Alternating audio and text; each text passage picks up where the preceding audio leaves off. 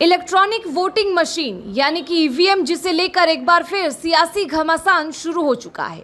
विपक्षी दलों ने सरकार और बीजेपी के खिलाफ हल्ला बोल दिया है।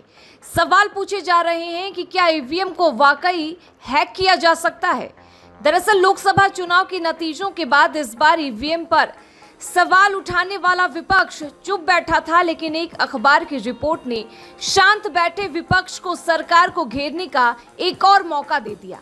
दरअसल ईवीएम पर सियासी बवंडर की शुरुआत मुंबई से हुई। शिवसेना शिंदे गुट के सांसद रविंद्र वायकर ने रिश्तेदार मंगेश पंडिलकर पर आरोप लगाया है कि वे 4 जून को मुंबई के काउंटिंग सेंटर में एक मोबाइल फोन लेकर गए और ईवीएम को अनलॉक किया, लेकिन मुंबई में ईवीएम हैकिंग के आरोपों को चुनाव आयोग ने खारिज कर दिया है। मुंबई की रिटर्निंग ऑफिसर वंदना सूर्यवंशी ने कहा कि ऐसा नहीं हो सकता है। वहीं कांग्रेस नेता राहुल गांधी ने ट्वीट करते हुए कहा कि भारत में ईवीएम एक ब्लैक बॉक्स है और किसी को भी इसकी जांच करने की अनुमति नहीं है। हमारी चुनावी प्रक्रिया में पारदर्शिता को लेकर गंभीर चिंताएं जताई जा रही है। जब संस्थानों में जवाबदेही की कमी होती है तो लोकतंत्र एक दिखावा बन जाता है और धोखाधड़ी का शिकार हो जाता है। राहुल गांधी के ईवीएम पर उठाए गए सवाल के बाद समाजवादी पार्टी नेता अखिलेश यादव भी सियासी अखाड़े में कूद गए। उन्होंने सवाल उठाते हुए कहा कि बैलेट पेपर से चुनाव हो, टेक्नोलॉजी समस्याओं को दूर करने के लिए होती है। अगर वही मुश्किलों की वजह बन जाए तो उसका इस्तेमाल बंद कर देना चाहिए। राहुल और अखिलेश के बयान के बाद बीजेपी की तरफ से अमित मालवीय और राजीव चंद्रशेखर ने मोर्चा संभालते हुए एलन मस्क और विपक्षी नेताओं को जवाब दिया है।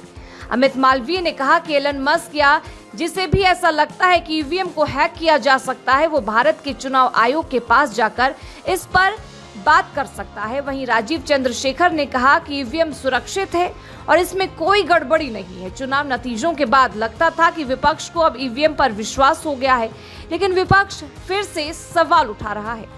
इधर एक्स के मालिक एलन मस्क ने भी टिप्पणी की है। ईवीएम पूरी तरह से खत्म कर देना चाहिए, ऐसा उन्होंने कहा है। साथ ही उन्होंने कहा है कि इस बात की बहुत संभावना है कि इसे इंसान या एआई के जरिए हैक किया जा सकता है। वहीं राज्यसभा सांसद और वरिष्ठ वकील कपिल सिब्बल ने कहा कि महाराष्ट्र का मसला ईवीएम का नहीं है, ये इलेक्ट्रॉनिक बैलेट पेपर का मामला है जिसे कंट्रोल किया जा सकता है। तो वहीं विपक्ष के आरोपों पर महाराष्ट्र के मुख्यमंत्री एकनाथ शिंदे ने जवाब दिया है।